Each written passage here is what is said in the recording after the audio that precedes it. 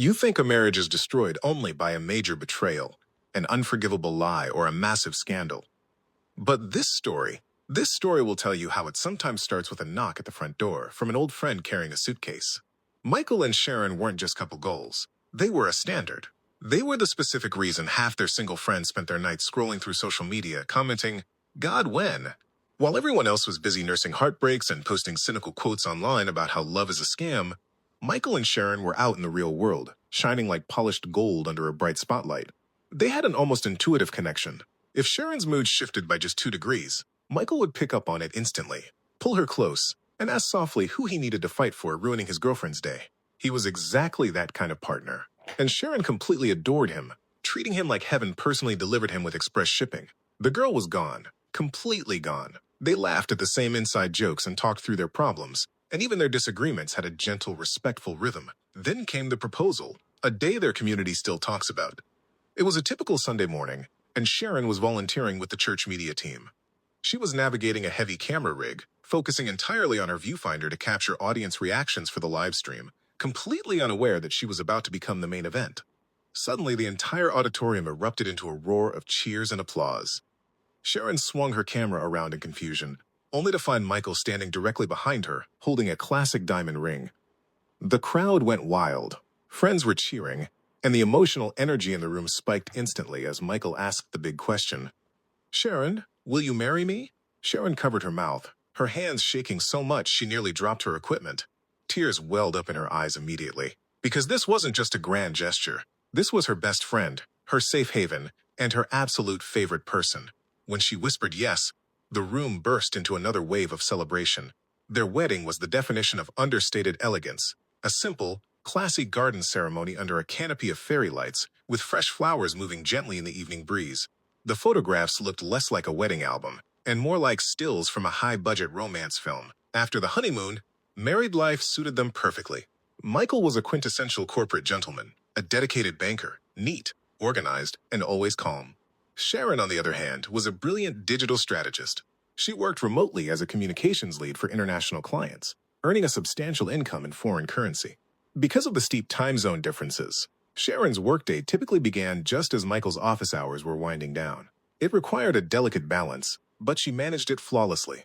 Every evening, before Michael returned from his exhausting commute through the heavy city traffic, dinner was already prepared, hot, and waiting on the table. The house felt peaceful. Michael would walk through the door, loosen his tie, take a deep breath and smile, feeling incredibly grateful for the life they were building. They had a mutual agreement from the start. No children for the first 2 years.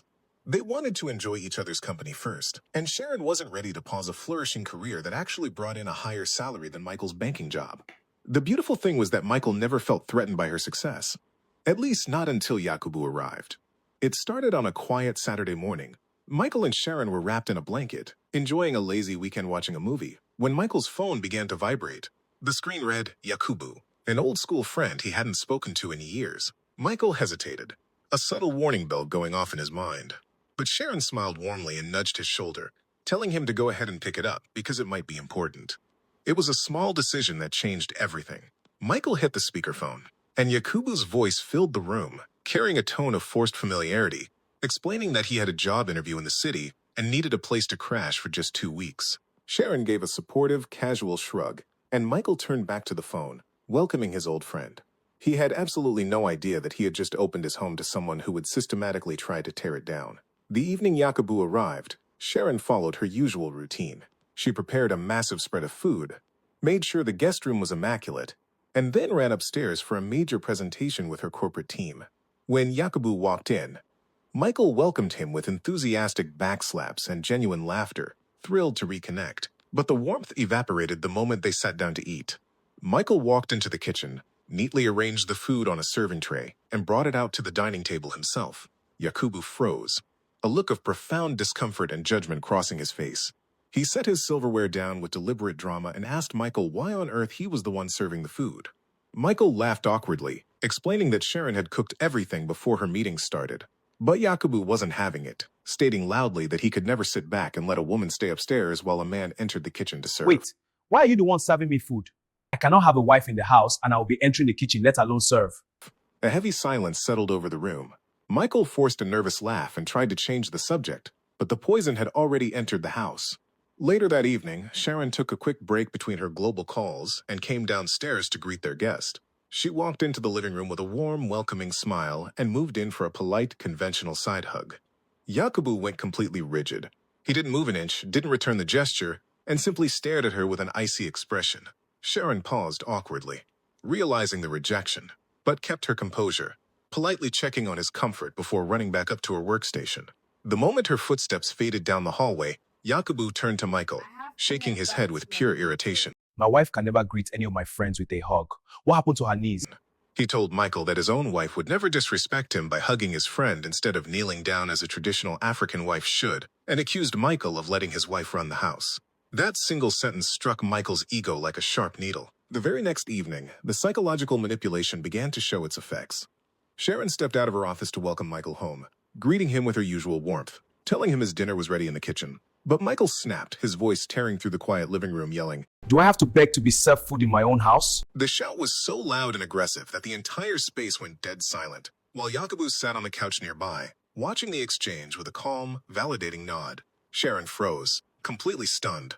Michael pressed forward, demanding that if she actually respected him as her husband, she would serve his food on the table like a proper wife, instead of telling him to go fetch it himself. The harsh words felt like a physical blow. This wasn't her Michael, but wanting to avoid an escalating confrontation in front of a guest, she quietly served the food and hurried back upstairs. Upstairs, her laptop screen was flashing. Her international meeting had already begun, and her project director had been repeatedly calling her name while she was downstairs dealing with the drama. By the time she finally logged back in, Sharon, where the were you? meeting was The board over. was calling for you. I have no choice but to issue a query. An hour later, an official performance query hit her inbox. Her hands shook as she read the email, but the career setback paled in comparison to the heartbreak of watching her husband turn into a stranger before her eyes. Over the next week, Yakubu made himself entirely too comfortable, using his presence to constantly challenge Michael's masculinity. During dinner one evening, he mockingly questioned why they didn't have children yet, laughing that a woman shouldn't dictate the timeline. My wife, she says she isn't ready yet. Nonsense! My wife cannot tell me what to do in my own house.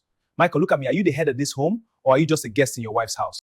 Slowed by this toxic peer pressure, Michael's behavior degenerated completely. He began demanding that Sharon stop taking her birth control pills, telling her that her peers already had families. But we agreed to wait 2 years. He demanded that she clean the guest room constantly, and Michael even began walking directly into her workspace during her remote hours, dropping bundles of his dirty laundry right onto her desk, proudly claiming that a man shouldn't do manual labor when there is a woman in the house. Michael, there is a washing machine right there. You can literally be done in 20 minutes while I finish this report. God forbid I use my hands to wash my clothes when there is a woman in the house. Sharon was drowning. She was missing critical strategy meetings, receiving formal warnings, and suffering from pure emotional exhaustion.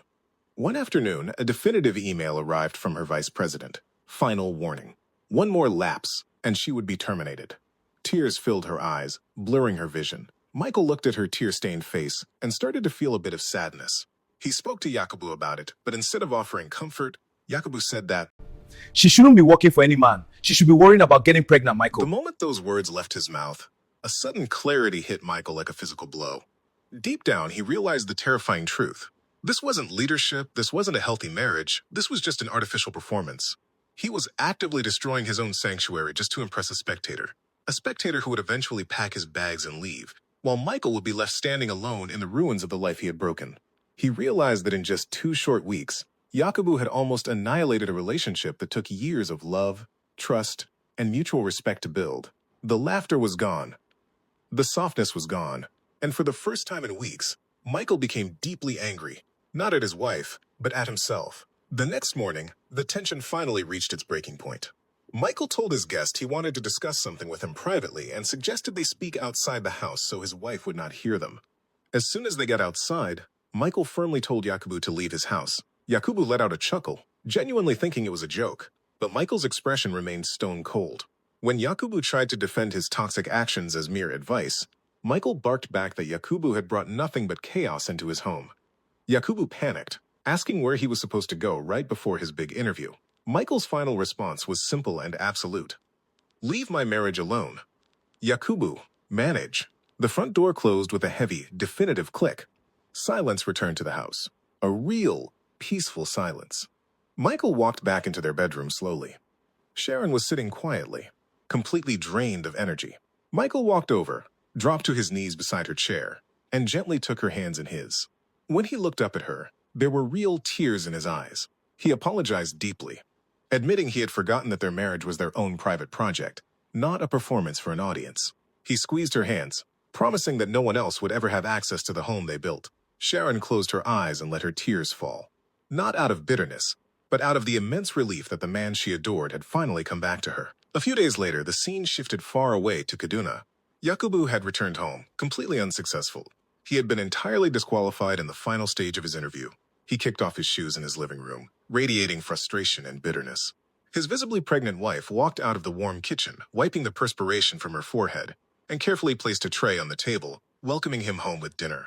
Yakubu stared at the food and let out a loud, aggressive hiss of annoyance, shouting about why she was always focusing on food and pregnancy instead of building a career and supporting the household financially like other women do.